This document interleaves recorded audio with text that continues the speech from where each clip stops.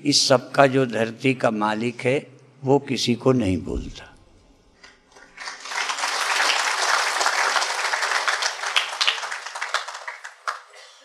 मनुष्य भूलता रहा है, भूलने का स्वभाव है, पर मनुष्य को यदि भूलना ही है, क्योंकि है स्वभाव, तो अपना अच्छा किया हुआ भूल जाना चाहिए।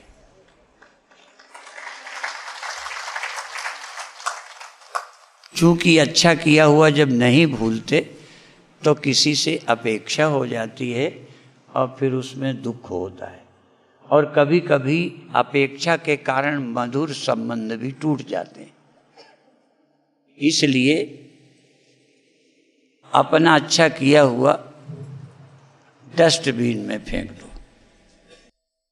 और याद रखे तो वो याद रखे जिसके साथ किया है। आप क्यों याद रखते हो? अपना किया अपने को नहीं याद रखना चाहिए। जैसे यहाँ पर जिन जिन की याद आई ज्योतिर्मयानंद ने उनका नाम लिया, तो इन्होंने याद किया, इनका कर्तव्य है। भूल गए तो अलग विषय है, पर इनकी जिम्मेदारी है कि दूसरे के योगदान को ये याद रखें। जिन्होंने योगदान किया उन्हें नहीं याद रखना चाहिए, नहीं कभी ठहरने में असुविधा होगी तो दुखी हो जाओगे। जिन जिन ने यहाँ सेवा की है उनमें कोई कोई ही है जो दुखी नहीं हुआ। इसमें सच्चाई है। क्योंकि कभी प्यार नहीं मिला, कभी सम्मान नहीं मिला, कभी सुविधा नहीं मिली, इसलिए ये समझ लो आप अपना किया हुआ नहीं भूले, यही दुख का कारण है। और एक कथा है, सुना है मैंने, ये गधे के गले में किसी ने हीरा बांध दिया था। फिर वो हीरा कभी गिर गया, लोगों के पैर लगते रहे, फिर उसको कोई उठा लाया। उसको आवश्यकता थी तो एक बनिए को बेचा। तो बनिया जानता था ये आदमी बुद्धू है, कीमत जानता नहीं, नमक लेने गया था बनिया के यहाँ, तो 2-4 किलो नमक दे दिया, हीरा रख लिया। तो वो हीरा चटक गया उसके यहाँ, बनिया के यहाँ। जब हीरा चटक गया तो बनिया ने कहा, तू लातों में पड़ा रहा, गले में बंधा रहा, तब तू नहीं चटका, मेरे यहाँ आके क्यों चटक गया? तो उस हीरे ने कहा कि वो लोग तो जानते नहीं थे, तू तो कीमत जानता था, फिर भी तूने कीमत नहीं दी है, इसलिए मैं चटक गया। तो कोई उतनी देर में संत आ गया। संत ने कहा कि नहीं, इसने जानते हुए कीमत नहीं की, यद्यपि ये भी एक अंश सच है, इसलिए तू चटक गया। ऐसे ही हम सब लोग ऐसे ही हीरों में हैं कि जानने वाला जब हमारी कदर नहीं करता, चाहे हमारा बेटा, चाहे हमारा मित्र, चाहे हमारा गुरु भाई, जब कीमत नहीं करता तो दिल चटकता है। पर एक संत ने कहा कि ये बात बहुत झूठी तो नहीं है, सच तो है, तू इसीलिए चटका है, पर मैं और जानता हूँ। संत ने कहा, तूने अपनी कीमत आंक ली है, इसलिए चटक गया। यदि तू अपनी कीमत नहीं आंकता तो नहीं चटकता। हम लोग भी अपने को अपनी कीमत बना लेते हैं, कितनी हमारी वैल्यू है, जब नहीं मिलती तो दुखी हो जाते हैं, चटकते हैं,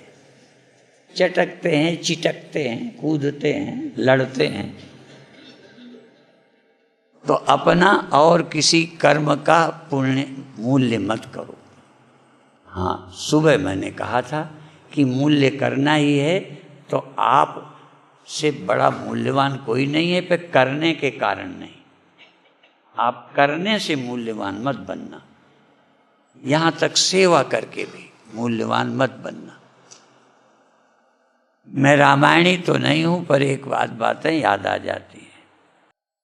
नवधा भक्ति की एक लाइन ये है, गुरुपद पंकज सेवा, तीसरी भक्ति अमान। ये अमान सेवा तो बहुत लोग करते हैं, सेवा करने पर भी अमान रहना, कोई अपना वो नहीं बनाना, नहीं तो वो भी दुख देती। प्रातः मैंने कहा था सन्यास मेरा आज के दिन हुआ था।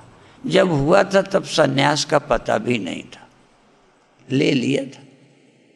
जैसे कई बार छोटे बच्चे मचल जाते हैं, हम शादी करेंगे, छोटे बच्चे, तो कोई ना कोई खेल कूद करा के हाँ कहते हैं हो गई शादी। तो ऐसे ही कभी सन्यास लिया था।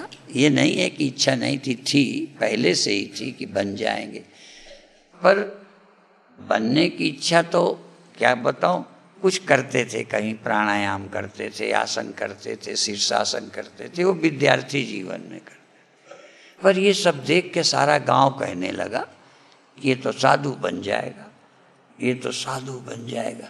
तो मुझे तो कह कर करके फंसा दिया लोगों ने।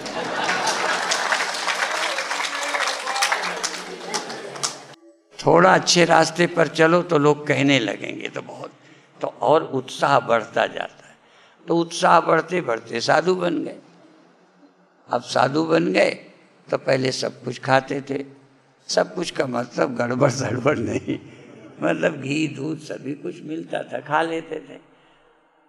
अब गुरुदेव जी ने कहा साधु को घी दूध नहीं खाना चाहिए,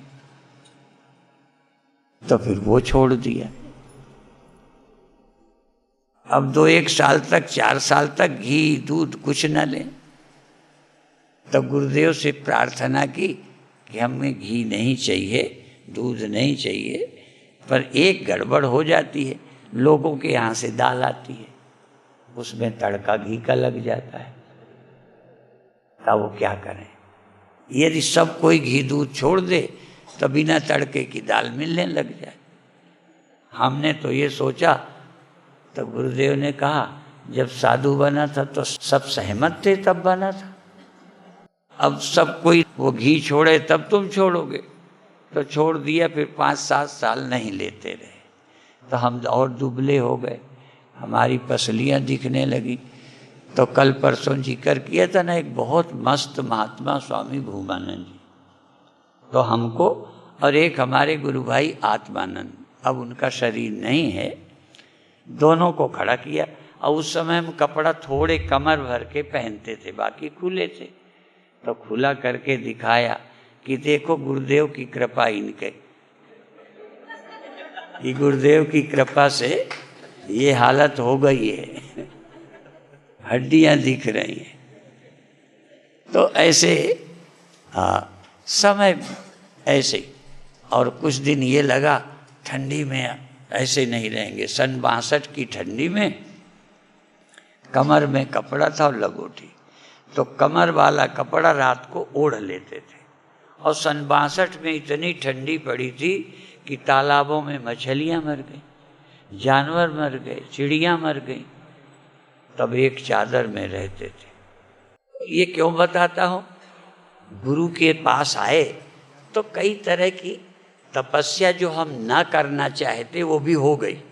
और जागने की तो तपस्या मैंने बताई है, सच्चाई है, झूठ नहीं है। कभी कभी रात को 12 बजे तक तो सोने देना नहीं, और 12 बजे के बाद एक साधु जगता था, 1 बजे दूसरे को जगा देता था, फिर दूसरा सो जाए तीसरे को जगा देता था, और तीसरा 4 बजे सबको जगा देता। तो 12 बजे सो 4 बजे जग जाओ, तो नींद पूरी नहीं होती थी। तो सच्चाई है, झूठ नहीं है। कई लोग बाहर जाते थे, तब मोदी का समय नहीं था कि बाहर नहीं जाना, तब अपन तो बाहर ही जाते थे। हमारे गुरुदेव कहते थे यहाँ नहीं जाना, बाहर जाओ, तब संख्या कम थी, बाहर जाते कोई बात नहीं। ऐसे कई चीज़ें पहले सही लगती थी, अब गलत है।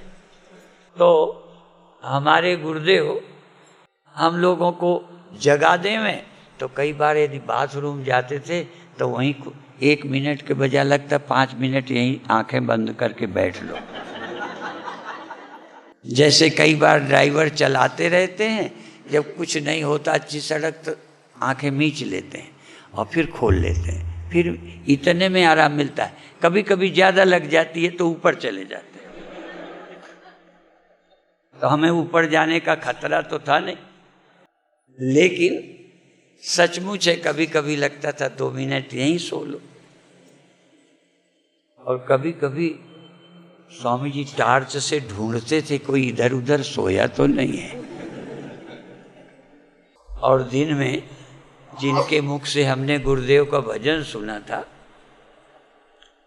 उनसे कुछ बात सुनी थी तो हमें भी याद आ गई कि गुरुदेव का साथ हम तो छोड़ते नहीं थे। ये सच है, जितने वर्ष हम गुरुदेव के साथ रहे, हम यदि वृंदावन गए तो हम नहीं जानते और कोई तीर्थ है, मंदिर है। हरिद्वार आए तो हम गुरुदेव के पास थे, हम नहीं जानते कि मनसा देवी क्या है, फला देवी क्या है, और वो पहाड़ में जाते हैं ना कहाँ, वो तो नहीं गए, गुरुदेव के पास रहते थे। पर ये भी बता दें, ये झूठ नहीं मैं बोल रहा, हाथ उठा के बोल रहा हूँ, हम साधु के पास भी बैठे हों तो देखते थे किसके पास बैठा है। जितना तुम्हें अपनी लड़कियों की चिंता होती है, देर में क्यों आई, इतनी चिंता हमारी गुरु करते थे।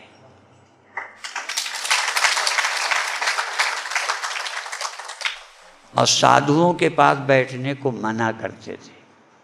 उनको पता था यहाँ पर भी है, कई भगत को साधु मंत्र देने लगते हैं, मंत्र देने वाले बहुत हैं। तो गुरु जी जानते थे कि कोई ना कोई इसको मंत्र दे देंगे, तो कहते थे साधुओं के पास मत बैठा कर। अब बताओ, लोग साधुओं के पास बैठने को कहते हैं, हमारे गुरु साधु के पास बैठने को रोकते थे, क्योंकि जितने साधु उतना दिमाग। और एक और अपन बता दूं, खैर बच गए उस समय। एक चीज हमें अच्छी नहीं लगती थी, क्योंकि दुकान कभी की नहीं थी। जैसे यहाँ कई बार किताबें बेचना, कैसेट बेचना, तो गुरुदेव के समय किताबें बेचने की जिम्मेदारी बीच में हमें मिल गई। हमें अच्छा ना लगे तो पहले तो बेचना अच्छा ना लगे, पर चलो वो तो कोई खास बात नहीं, एक और अच्छी ना लगे। उन दिनों 10 आने की, 8 आने की, 8.5 आने की किताबें बिकती थी। अब आप जान लो, सन 68 में जब सीजई की गौशाला शुरू की, तब गुरुदेव से अलग होने के बाद की है। कब हम गुरुदेव के साथ थे, कल्पना करो, तब हम गुरुदेव के साथ थे। तो 8.5 आना, 10 आना, 6.5 आना की किताबें, कोई कहता हमारे 2 पैसे नहीं है, स्वामी जी इतने की दे दूं, तो दिल तो करता था देने, और एक आध बार दे भी दिया। तो जब हिसाब देने गए तो कहने लगे तुम दानी बन गए, तुम पूरा करो। गुरुदेव नहीं, जिसका विभाग था उन्होंने कहा 2 पैसे आप कहीं से पूरे करो, अलग से कोई वो नहीं। तो अब फिर ये लगा कि हमें उधर जब वो कहते हैं साधु हो के तुम 2 पैसा नहीं छोड़ सकते, तो पत्थर से दिल पे लगे, हिसाब दें तो कहाँ से, अलग से कोई व्यापार तो हमारा था नहीं। आजकल तो साधु बीच में भी व्यापार कर लेते हैं, हम लोग किसी भक्त से कभी 2 पैसा चाहा ही नहीं। तब हमको मंत्र दिया गया था, वो बता रहा हूँ। तब हमको कान में एक ने मंत्र दे दिया कि तू पैसा छूना छोड़ दे तो आपे दुकान करनी बंद हो जाएगी। ये इसलिए बताता हूँ कि यहाँ भी कोई मंत्र देने वाले हों तो सावधान हो जाएं। सारे लोग मंत्र ही देते हैं, कोई ज्यादा सेवा करे तो मंत्र दे, काहे मर रहा है, यहाँ तुझे मिलना कुछ नहीं, बताओ, मंत्र दे देते हैं तुरंत। पहले भी एक कहावत थी, गुरुआ तो घर घर फिरे, दीक्षा हमारी ले, वो वाले भी फिरते रहते थे, कोई मिल जाए। गुरुआ तो घर घर फिरे, दीक्षा हमारी ले, तुम डूबो चाहे उबरो, हमें रुपया दो। ऐसे लोग दीक्षा देने वाले, तो ऐसे ही हमें भी दीक्षा वाले मिल गए, हमने पैसा छूना छोड़ दिया। ये नहीं कहा किताबें नहीं बेचेंगे, हम बेचेंगे, पैसा लेने वाला एक रहे, वो पैसा दे ले, हम बेचेंगे। अब धीरे धीरे उसने कहा जब यही हमको करना है तो हम ही बेच लेंगे, इनको छुट्टी कर दे। तो हमको जब छुट्टी देने का नंबर आया तो हमारे मंडल में उनको हम छोटे स्वामी जी बोलते थे। छोटे स्वामी जी माने हमारे गुरु के सबसे बड़े शिष्य थे, तो सबसे बड़े शिष्य। कहो नाम बता दो। स्वामी सच्चिदानंद जी महाराज, वो हमारे मंडल के सबसे बड़े गुरु भाई थे, पर गुरुदेव के बाद वो थे, इसलिए उनको हम सब लोग छोटे स्वामी जी बोलते थे। छोटे स्वामी जी ने एक बार स्वामी गुप्तानंद जी धारवालों का प्रवचन पहुंच में इतना अच्छा बोले और ये कहने लगे मैं साधु हूं, मुझे भीख दे दो। तो पहले तो लगा जैसे पैसा मांगेंगे, मैं तुमसे कुछ मांगता हूं। सच्चिदानंद जी महाराज सुन रहे थे प्रवचन, इतना भाव से मांगा कि लोगों के आंसू आ गए, सुनने वालों के आ गए, और उन्होंने कहा ये आप नशा पत्ता करते हो, ये आज मेरी झोली में डाल दो। तो प्रभावशाली प्रवचन होने से स्वामी सच्चिदानंद जी का भी मन गदगद था। तो हम दो को गुरुदेव ने कहा जाओ, जब वो किताबों का नंबर आया ना तो दो को कहा जाओ, एक हमारे गुप्तानंद जी धार वाले, एक मुझे। और वो उनसे क्यों, वो थोड़ा विनोदी थे। हमारे छोटे स्वामी जी के बाद भी एक स्वामी जी थे, वो स्वामी जगदीश्वरानंद जी, उनका उज्जैन का आश्रम उनका खड़ा किया हुआ, उनका बनाया हुआ है। पर उनको वो ऐनक लगाते थे तो गुप्तानंद जी उनका कह देते थे चश्मुती, व्यंग कर देते थे। तो वो भी नाराज थे, उन्होंने शिकायत कर दी, मेरी हो ही गई किताबों के मामले में। इनका दोनों को भगा दो। अब जब भगाए तो जैसे लड़की को कोई, ये जैसे आजकल 3 तलाक चलता है ना, तो वैसे ही हालत हमारी, जैसे वो रोती है ना 3 वाली, ऐसे ही हमारी हालत। हम कहाँ जाए, घर बार छोड़ चुके थे, घर लायक रहे नहीं थे। अब गुरुजी छोड़ दें तो इतना कोई विद्वान वक्ता तब तक थे नहीं, और हो तो कहाँ जाएंगे। तो चिंता हो गई। जब ये बात छोटे स्वामी जी को पता चली तो उन्होंने प्रवचन सुने हुए थे, गुरुदेव के पास गए। चूँकि छोटे स्वामी जी थे पर गुरुदेव के बड़े शिष्य थे, आश्रम वही सारे संभालते थे। तो उन्होंने गुरुदेव को कहा यदि ऐसे लोगों को जो थोड़ा पढ़े भी हैं, बोलते भी हैं, इनको छोड़ दोगे तो साथ में कौन रहेगा। तो फिर उनकी दया से हम साथ में रह पाए। तो अभिप्राय है कि ये वाला सन्यास जरा कठिन है, इसलिए हमने आपको सलाह दी थी ये वाला नहीं लो। यद्यपि हमारे ज्योतिर्मय आनंद ललकार रहे हैं विजय जी को, औरों को, ये जितने हैं, जितने अच्छे हैं उनको ये साधु बनाना चाहते हैं। माने अच्छे तो पहले ही हैं, साधु तो पहले ही हैं, रंगना चाहते हैं। और हम क्या चाहते हैं कि जितने अच्छे हैं और अच्छे ही बने रहें, कपड़ा नहीं रंगे नहीं, हम कहाँ जाएंगे।